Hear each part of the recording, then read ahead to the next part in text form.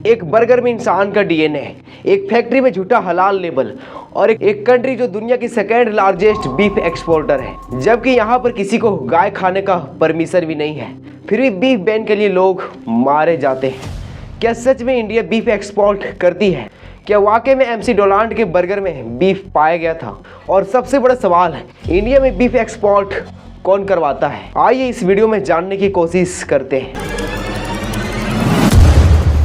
नमस्कार दोस्तों, जब बीफ की बात होती है तो बात सिर्फ एक चीज़ की नहीं होती, बल्कि दुनिया में बीफ का मतलब होता है काउ मीट, यानी कि गाय का मांस। लेकिन दुनिया में एक और कैटेगरी पाया जाता है जिसके बारे में आगे बात करूंगा। जब कोई नेता मंच पर खड़ा होकर भाषण देता है तो अक्सर वो कहता है कि हम बीफ नहीं बेचने देंगे, हम गाय को नहीं कटने देंगे, कि गौ हमारी माता है, जन्म जन्मांतर का नाता है, गौ माता को कटने नहीं देंगे। मैं आपको विश्वास दिलाकर जाता हूं, मोदी जी को तीसरी बार प्रधानमंत्री बना दो, गौ हत्या करने वालों को उल्टा लटका कर सीधा करने का काम। और वो टेक्निकली सच बोल रहा होता है, काउ बीफ की बारे में बात कर रहा होता है। गौ रक्षा करने वाले लोग सड़क पर ट्रक को रुकवाने के लिए अपना जान भी गंवा बैठते हैं।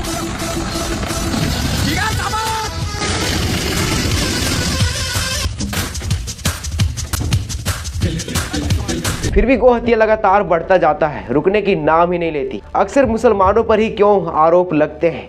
हर रोज नए नए सोशल मीडिया पर इस तरह के केस आते रहते हैं। हमारी गाय गौ माता खाते हैं, तो हमारे में तो हुक्म है खाना, हम तो खाएंगे, कोई हमें रोक नहीं सकता। लेकिन में क्या गाय की कुर्बानी जायज है? क्या जायज है? गाय को भी करते हैं हलाल। तो अभी तक कितने गाय की कुर्बानी करते हैं? मैं तो 3-4 क्या होगा। लोग गाय को राष्ट्रीय पशु घोषित करने की मांग भी करते हैं। गाय कुर्बानी नहीं हो और गाय को नेशनल एनिमल का दर्जा दे दीजिए। गाय के सम्मान में गाय को राष्ट्र पशु घोषित करें। लेकिन गवर्नमेंट तरफ से जवाब आता है, कह रहे हैं गाय को राष्ट्रीय पशु घोषित करो। क्या माँ और पुत्र के बीच में कुछ घोषित करने की आवश्यकता पड़ती है क्या? और इसी पर्दे के पीछे करोड़ों रुपए की बिजनेस भी चल रहा होता है, legally with government supported with government registered company.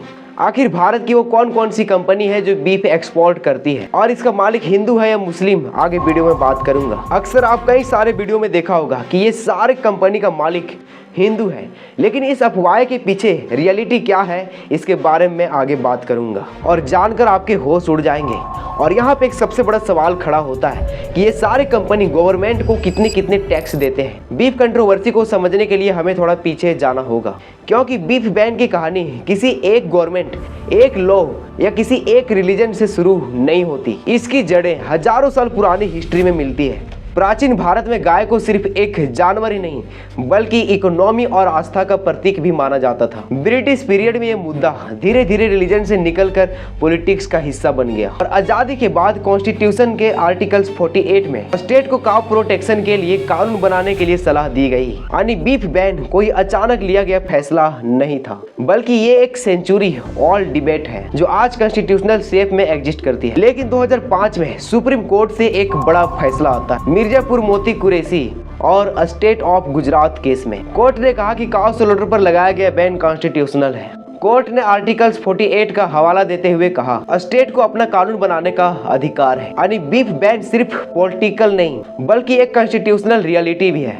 लेकिन फिर यहाँ पे सवाल उठता है कि अगर बैन इतना मजबूत है तो इंडिया दुनिया की सबसे बड़ी बीफ एक्सपोर्टर में कैसे आता है? सबसे पहले बात करते हैं कि कौन सा स्टेट में बैन है और कहां नहीं है। सबसे पहले बात करते हैं उत्तर प्रदेश की, जहां साल 1955 से काउ स्लॉटर बैन है। योगी गवर्नमेंट ने 2020 में इसे और स्ट्रिक्ट बना दिया। अब सजा है 10 साल की जेल और 5 लाख रुपए का फाइन। महाराष्ट्र, जहां स्लॉटर ही नहीं बल्कि बीफ रखना क्राइम है और 5 साल तक की जेल भी हो सकती है। वेस्ट बंगाल, जहां ओल्ड और अनफिट काउ के स्लॉटर के लिए फिट फॉर स्लॉटर सर्टिफिकेट मिलता है। तमिलनाडु, बुल और बफेलो के स्लॉटर के लिए गवर्नमेंट परमिशन होती है। अब बात करते हैं असम की, जहां पर 2021 में केटल प्रिजर्वेशन एक्ट आया। हिंदू, जैन, सिख मेजोरिटी एरिया में और टेम्पल के 5 किलोमीटर रेडियस में बीफ सेल बंद कर दिया गया। लेकिन कुछ ऐसे स्टेट है हमारे इंडिया में जहां पे बीफ खाना बैन नहीं है। केरला, वेस्ट बंगाल एक्सेप्शन, अरुणाचल प्रदेश, मिजोरम, मेघालय, नागालैंड,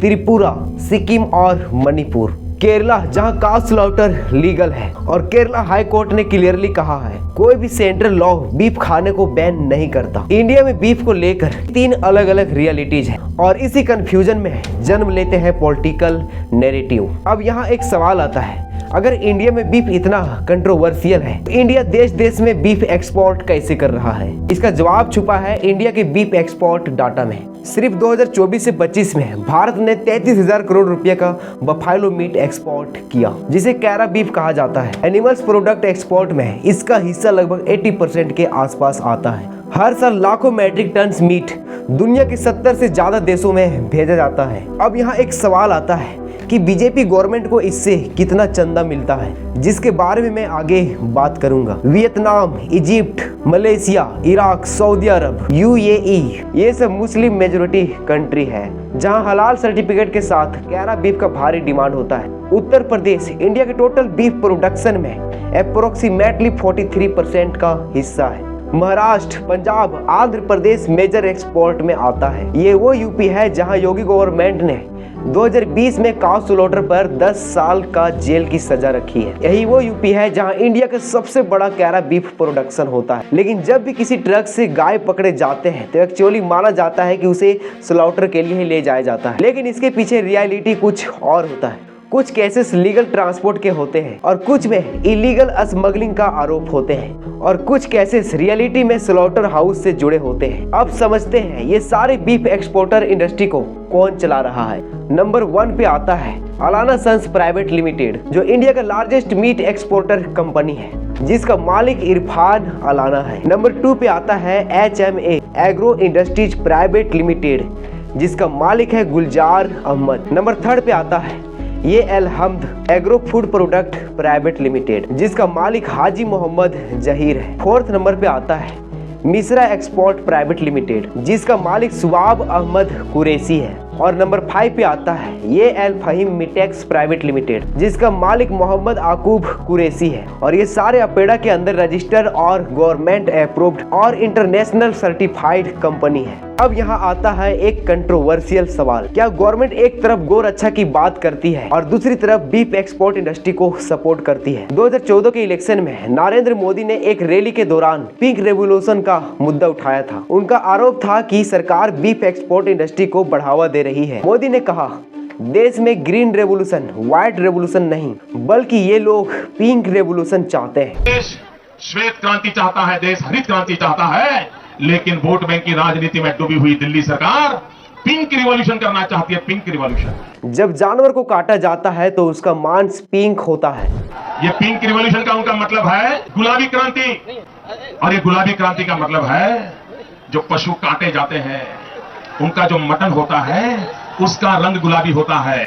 और पिंक रिवॉल्यूशन का उनका मतलब है हिंदुस्तान सबसे ज्यादा मटन एक्सपोर्ट करे। मोदी के इस बयान के बाद पिंक रेवोल्यूशन देश भर में एक बड़ा पॉलिटिक्स मुद्दा बन गया। लेकिन 2014 में पीएम बनने के बाद RTI डाटा से पता चलता है मोदी गवर्नमेंट ने 2014 से 17 के बीच स्लॉटर हाउस की स्थापना और मॉडर्नाइजेशन के लिए 68 करोड़ रुपया सब्सिडीज दी गई।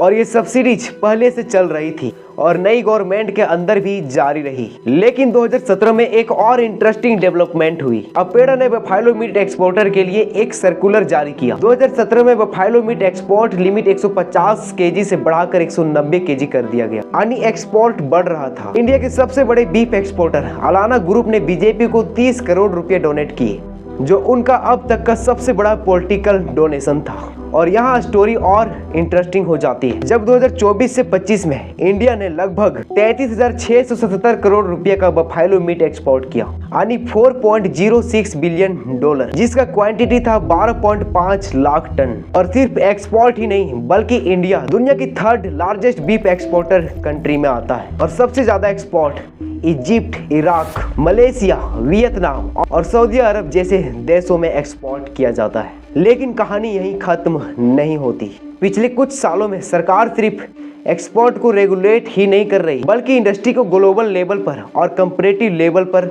लाने की कोशिश भी कर रही है। इसी डायरेक्शन में अपेडा के तहत मीट एक्सपोर्ट डेवलपमेंट फंड बनाने का फैसला लिया गया। इस फंड में एक्सपोर्टर प्रति टन तय किया गया फी देगा और उसी पैसे का इस्तेमाल इंटरनेशनल मार्केट, ब्रांडिंग और एक्सपोर्ट प्रमोशन के लिए किया जाएगा। यानी एक तरफ देश के अंदर बीफ पर पॉलिटिकल डिबेट चलती और दूसरी तरफ एक्सपोर्ट इंडस्ट्री को इंटरनेशनल मार्केट में एक्सपेंड करने की तैयारी भी करती है। यहीं से ये मुद्दा सिर्फ रिलीजन या पॉलिटिक्स का नहीं बल्कि इकोनॉमिक्स और ट्रेड पॉलिसी का भी मुद्दा बन सकता है। लेकिन इंडस्ट्री का अपना एक अलग पर्सपेक्टिव भी है। इंडस्ट्री एक्सपोर्टर का कहना है कि ये बिजनेस भारत के लाखों लोगों को एम्प्लॉयमेंट देता है, यानी सिर्फ स्लॉटर हाउस वर्कर को ही नहीं बल्कि transport worker, cold chain operator, packaging worker भी इसी इंडस्ट्री पे डिपेंड करता है। 2023 से 24 में इंडिया का कुल मीट प्रोडक्शन लगभग 10.25 मिलियन तक पहुंच गया। ये एक्सपोर्ट का नहीं बल्कि पूरे देश में टोटल मीट प्रोड्यूस होने वाले का आंकड़ा है। 2025 से 26 तक इंडिया का डोमेस्टिक मीट कंजप्शन लगभग 3.06 मिलियन मैट्रिक टन तक पहुंच सकता है। यानी जो मीट प्रोड्यूस होता है उसका एक हिस्सा इंडिया के अंदर कंज्यूम किया जाता है, जबकि बाकी एक्सपोर्ट दूसरे कॉमर्शियल यूजेज में जाता है। इसलिए इंडस्ट्री का कहना है कि ये सिर्फ एक्सपोर्ट का बिजनेस नहीं है बल्कि इंडिया के प्रोटीन इकोनॉमी भी एक अहम हिस्सा है। जो किसान डेयरी फार्मिंग करते हैं उनके लिए बफेलो सिर्फ एक जानवर ही नहीं बल्कि एक इकोनॉमी एसेट्स है। जब भैंस दूध देना बंद कर देती है यानी कि अनप्रोडक्टिव हो जाती है तो किसान उसे बेचकर अपने लागत के कुछ हिस्सा निकाल लेते हैं। कई किसानों के लिए यही उनके इकोनॉमिक लाइफ लाइन होती है। लेकिन दूसरी तरफ जो किसान काव पालते हैं उनके सामने अलग तरह की चुनौतियां आते हैं। उन्हें डर रहता है कि कैटल ट्रांसपोर्ट के दौरान गौ रक्षा वाले ग्रुप की वजह से दिक्कत हो सकती है, खासकर दलित और मुस्लिम कैटल ट्रेडर्स जिसकी लाइवलीहुड इस ट्रेड से जुड़ी होती है। अगर किसानों की नजरों से देखें तो ये मुद्दा सिर्फ पॉलिटिक्स या रिलीजन का नहीं है बल्कि लाइवलीहुड और सर्वाइवल का भी है। इंडिया में बीफ सिर्फ फूड का मुद्दा नहीं है, कई लोगों के लिए ये रिलीजन, कल्चर और आइडेंटिटी से जुड़ा हुआ एक विषय है। सबसे पहले बात करते हैं हिंदू कम्युनिटी की। हिंदू धर्म में गौ माता को पवित्र माना जाता है। कई लोगों के लिए गौ रक्षा सिर्फ एक परंपरा नहीं बल्कि अहिंसा और धार्मिक आस्था का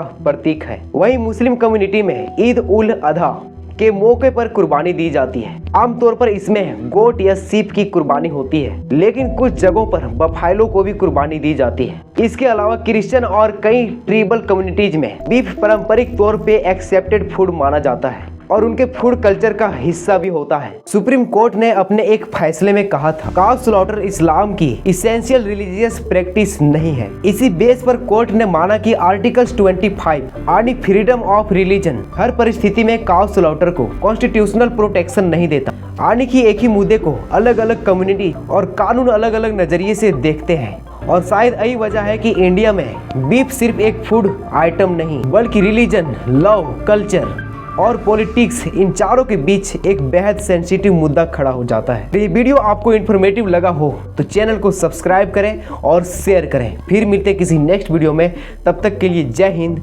जय भारत।